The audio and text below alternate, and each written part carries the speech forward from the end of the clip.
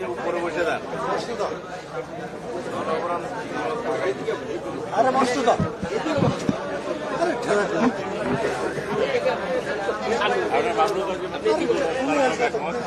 দুই তিনটে দর্শক দেখো যে যার বয়ান দিচ্ছে বলছে আরে না সবাই ইউজ করছে স্পষ্ট বলবো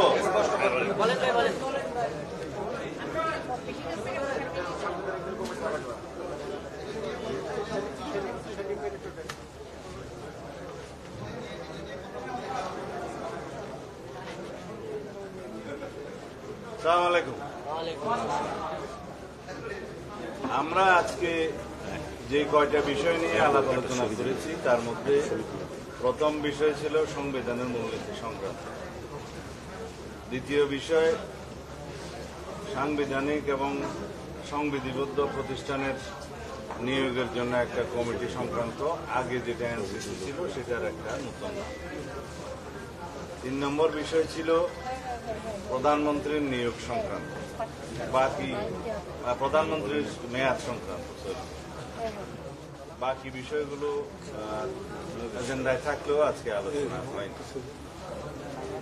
সংবিধানের এবং রাষ্ট্র পরিচালনার মূলনীতি সংক্রান্ত আমি ঐক্য কমিশনের যে কাগজ দিয়েছে সেই ভাষ্যটা পড়ি।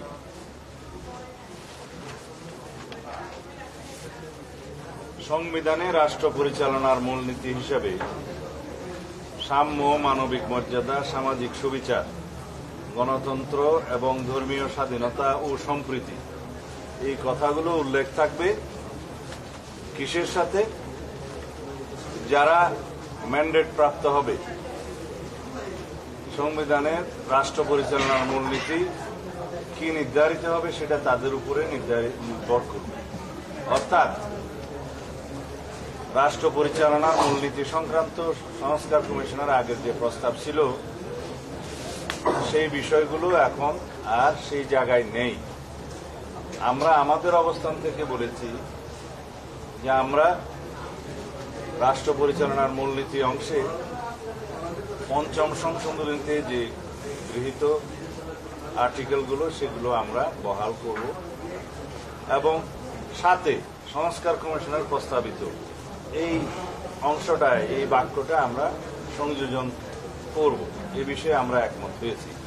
তবে এটা ঐক্যমত্য প্রতিষ্ঠা হয় নাই, কারণ সংবিধানের প্রস্তাবনা এবং রাষ্ট্র পরিচালনার মূলনীতিতে আপনারা জানেন রাষ্ট্র পরিচালনার মূলনীতি অংশে আর্টিকেল 8, 9, 10 এবং 12 সম্পর্কিত যেই প্রস্তাবটা আগে ছিল সেই প্রস্তাবে অংশে আমরা পঞ্চম সংশোধনীতে উল্লেখিত গৃহীত সেই আর্টিকেলগুলো প্রতিস্থাপন সহ এই অংশটি আমরা ধারণ করতে চাই। যেহেতু এ বিষয়ে কোনো ঐক্যমত্য প্রতিষ্ঠা হয় নাই, সেটা আজকের জন্য আবার পেন্ডিং রয়ে গেল। দ্বিতীয় বিষয় হচ্ছে আগের যেটা এনসিসি নামে আপনারা জানতেন, সেই এনসিসির ক্ষেত্রে আজকে একটি সংশোধিত প্রস্তাব সংস্কার কমিশনের পক্ষ থেকে উত্থাপন করা হয়েছে। তা হল সাংবিধানিক ও সংবিধিবদ্ধ প্রতিষ্ঠানের নিয়োগ কমিটি। ওনারা একটা কমিটির প্রস্তাব করেছেন, তার মধ্যে প্রধানমন্ত্রী, স্পিকার নিম্নকক্ষের, স্পিকার উচ্চকক্ষের, বিরোধী দলীয় নেতা, প্রধান বিরোধী দল ব্যতীত অন্যান্য বিরোধী দল সমূহের একজন প্রতিনিধি, রাষ্ট্রপতির প্রতিনিধি উইদিন ব্র্যাকেট আইনের মাধ্যমে নির্ধারিত যোগ্যতা সম্পন্ন, 7 প্রধান বিচারপতি কর্তৃক মনোনীত আপিল বিভাগের একজন বিচারপতি, 7 জন দাঁড়ায়। এই কমিটি সাংবিধানিক ও সংবিধিবদ্ধ প্রতিষ্ঠানের নিয়োগ সংক্রান্ত এবং অন্যান্য যে পাওয়ার এন্ড ফাংশন আগে উদ্ধৃত ছিল তার মধ্যে 2টা বিষয় ওনারা বাদ দিয়েছেন। সেটা হচ্ছে 3 বাহিনী প্রধান এবং অ্যাটর্নি জেনারেলের নিয়োগ এই কমিটির আওতাভুক্ত থাকবে না।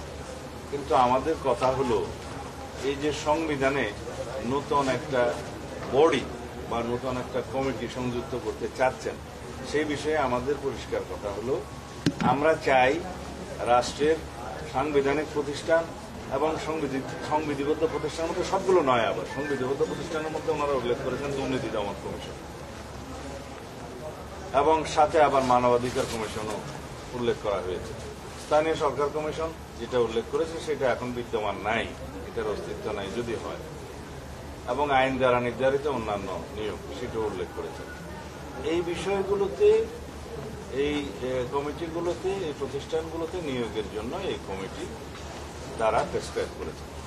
এখানে আমাদের বক্তব্য হলো রাষ্ট্রে সাংবিধানিক প্রতিষ্ঠানে নিয়োগের জন্য যে সমস্ত সাংবিধানিক প্রতিষ্ঠানের জন্য বিদ্যমান আইন রয়েছে তার মধ্যে সংস্কার করা হোক এবং ওইখানেই সার্চ কমিটিগুলো নির্ধারণ করে দেওয়া হোক যেখানে নির্বাহী বিভাগের প্রভাব মুক্ত হয়ে সেই সাংবিধানিক প্রতিষ্ঠানসমূহের আইনে নিয়োগের ব্যবস্থা থাকে। এবং সেখানে আমাদের এডিশনাল বক্তব্য হলো সেই প্রতিষ্ঠানগুলোর জবাবদিহিতা এবং স্বচ্ছতা বজায় রাখার জন্য সেই আইনে বিধান থাকতে হবে। অ্যাকাউন্টেবিলিটি এবং আমাদের সব জায়গাতে আমরা এই বিষয়টা উল্লেখ করি যে সমস্ত সাংবিধানিক প্রতিষ্ঠান এবং অন্যান্য প্রতিষ্ঠানে জবাবদিহিতা নিশ্চিত করতে হবে, ট্রান্সপারেন্সি নিশ্চিত করতে হবে, সেই বিধানগুলো ওখানে সংযুক্ত হবে। তাহলে সেই আইনগুলো যদি আমরা স্ট্রেনথেন করি, ওখানে সার্চ কমিটিগুলো যদি আমরা সেইভাবে নির্ধারণ করি, সেই আইনগুলোকেই আমরা প্রণয়ন করতে পারি।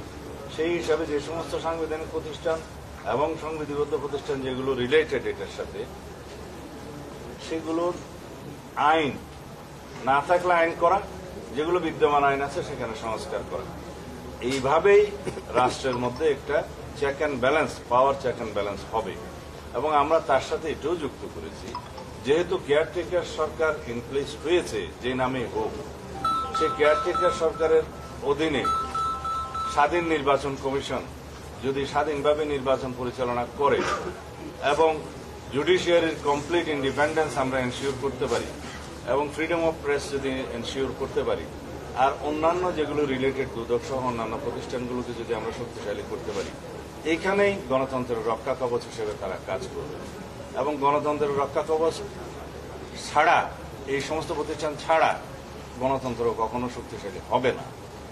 আর যদি ফ্রিডম অফ প্রেস যে দেশে বেশি, সেই দেশে আপনারা জানেন গণতন্ত্র শক্তিশালী হয়, সেটা ক্রমান্বয়ে শক্তিশালী হয়ে উঠছে এবং ইন্ডিপেন্ডেন্স অফ মানে ফ্রিডম অফ প্রেস আমরা দেখতে পাচ্ছি আরো গ্রাজুয়ালি সেটা ইমপ্রুভ করবে বলে আমরা বিশ্বাস করি।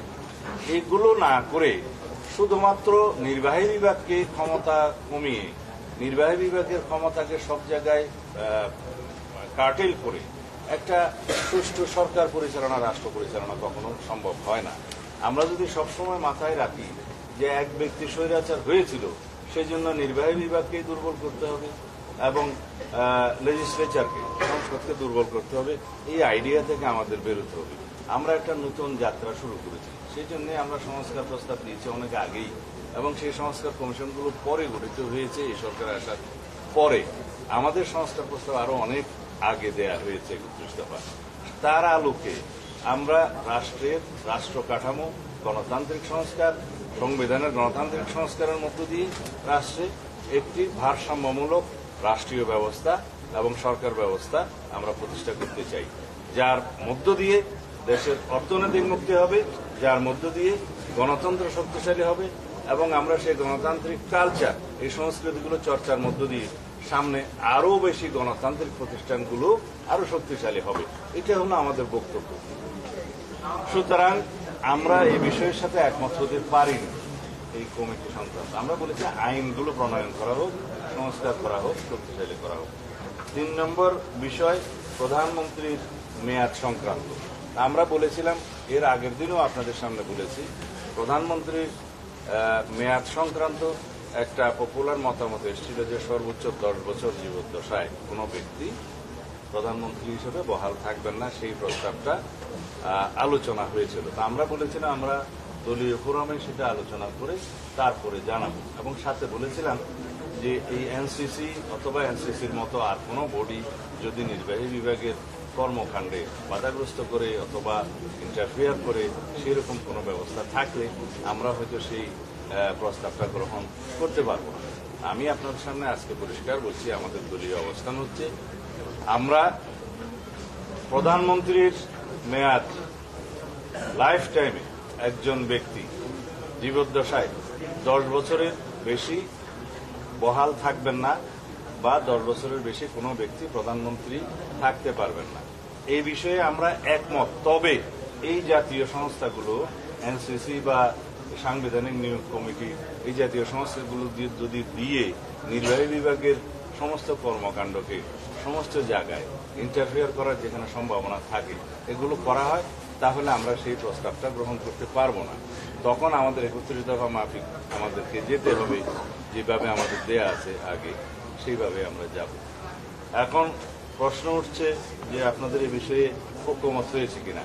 এই বিষয়টাও পেন্ডিং রয়ে গেল, এই বিষয়ে কোনো ঐক্যমত এখনো প্রতিষ্ঠা হয়নি। ধন্যবাদ।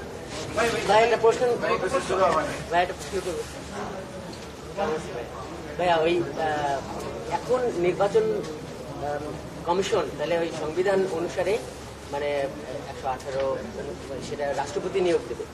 যারা আপনার আগে যারা কথা বলে গেল যে তারা বলছে যে সাংবিধানিক প্রতিষ্ঠানের নিয়োগ আসলে রাষ্ট্রপতি দেয়, মানে নির্বাহী বিভাগের অধীনে না, তাহলে সেটা আপনারা এখানে আর্টিকেল 118 যেটা আপনি উল্লেখ করেছেন সেটা হচ্ছে কনস্টিটিউশনে 118 অনুসারে ইলেকশন কমিশনের গঠন এবং ইলেকশন কমিশনের যে ফাংশন আছে সেটা আর্টিকেল 119। এখানে সার্চ কমিটির মধ্য দিয়ে ইলেকশন কমিশন এখন গঠিত হয় এবং সেই জন্য একটা আইন করা হয়েছে। সেই আইনটা আমরা মনে করি পূর্ণাঙ্গ নয়, ডিফেক্টিভ। সেই আইনটাকে আমরা স্ট্রেনথেন করতে পারি। সেই আইনের যে সার্চ কমিটি সেটা আমরা আরো ইমপ্রুভ করতে পারি। সেই আইনের মধ্যে নির্বাচন কমিশনার এবং প্রধান নির্বাচন কমিশনের যে অ্যাকাউন্টেবিলিটি সেটা ফিক্স করার জন্য আমরা প্রভিশন আনতে পারি এবং তাদের ট্রান্সপারেন্সি ফিক্স করার জন্য প্রভিশন আনতে পারি। পার্সোনাল ইন্ডিভিজুয়াল ক্রিমিনাল লাইবিলিটির জন্য সেখানেও বিধান রাখা যেতে পারে। এগুলো করে আমরা নির্বাচন কমিশনকে যেমন অ্যাকাউন্টেবল করতে পারবো, ট্রান্সপারেন্ট করতে পারবো এবং নির্বাচন কমিশনের নিয়োগটাও আমরা আরো স্বচ্ছতার সাথে করতে পারবো। এখানে নির্বাহী বিভাগের কোনো প্রভাব তো নেই। রাষ্ট্রপতি নিয়োগ করে as nominal head of the state একটা জায়গায় যেতে হয় যেটা সার্চ কমিটি রিকমেন্ড করে। সার্চ কমিটি যেটা রিকমেন্ড করে ওইখানেই যদি পরিশুদ্ধতা থাকে, রাষ্ট্রপতি ওই প্রেসক্রাইব বা রিকমেন্ডেড সেই দুইজন প্রতিপদের এগেনস্টে সেখান থেকেই নিয়োগ হবে। সেই দুইজনই যদি সত্যিকারভাবে ট্রান্সপারেন্ট হতে যায় তাহলে রাষ্ট্রপতি ওখান থেকে চুজ করতে পারে, সেটাই তো বিধান। আর যদি সিঙ্গেল ব্যক্তিকে ওখানে রিকমেন্ড করার প্রভিশন থাকে তাহলে আর সার্চ কমিটির দরকার হয় না, তারাই করতে পারে। একটা প্রশ্ন, সেটা হচ্ছে আপনাদের একটি দফা 16 দফায় যেটা বলা হয়েছে সাংবিধানিক প্রতিষ্ঠান নিয়োগের ক্ষেত্রে আপনারা সমান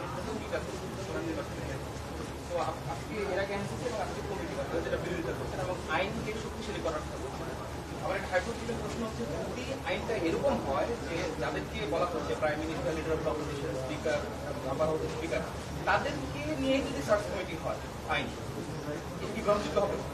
সার্চ কমিটি কাদেরকে নিয়ে হবে সেটা ডিফারেন্ট আলোচনা। এটাও হতে পারে, এর চাইতে ইমপ্রুভও হতে পারে। সেটা আলোচনার মধ্য দিয়ে সার্চ কমিটি যখন আইনটা প্রণয়ন হবে বা সংস্কার হবে তখন সেটা নির্ধারণ হবে সবার মতামতের ভিত্তিতে। আর যেটা আমাদের 31 দফার ভিত্তিতে যেটা বলছেন সংসদের স্থায়ী কমিটিতে ভেটিং এর বিষয়, সেই ভেটিং এর বিষয়টা ওই আইনের মধ্যে অন্তর্ভুক্ত করা যেতে পারে, অসুবিধা নেই। তাহলে ভাই নিয়োগ কমিটি তো এই ধরনেরই তো একটা কমিটি, সেটাকে মানতে হবে। সেটা কেন মানলাম না সেই যুক্তি তো আগেই দিয়েছি। আরেকটি বিষয় হচ্ছে রাষ্ট্রপতি যেহেতু একজন প্রতিনিধি থাকছে, রাষ্ট্রপতির সাথে সরকারের প্রতিনিধি যে থাকবে, প্রধানমন্ত্রী বা যে দল ক্ষমতা যাবে তারই রাষ্ট্রপতি তারাই তৈরি করে বানানো হয়, তার একজন প্রতিনিধি থাকবে, তাহলে তো নির্বাহী বিভাগের একজন থাকছে। আমরা তো সেই কমিটির ধারণার সাথে দ্বিমত পোষণ করি, তারপরেও আপনার প্রশ্নের উত্তর দিই, কারণ আমি প্রত্যেক প্রশ্নের উত্তর দিতে অভ্যস্ত। রাষ্ট্রপতির প্রতিনিধি আপনি কিভাবে ধরে নিলেন যে নির্বাহী বিভাগের প্রভাবান্বিত হবে?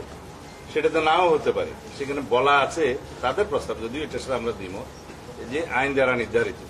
এখন আইন দ্বারা কি নির্ধারিত হবে সেটা যদি সেই কমিটি হয় তখন, কিন্তু এই কমিটির ধারণার সাথেই তো আমরা একমত না। ধন্যবাদ। ধন্যবাদ।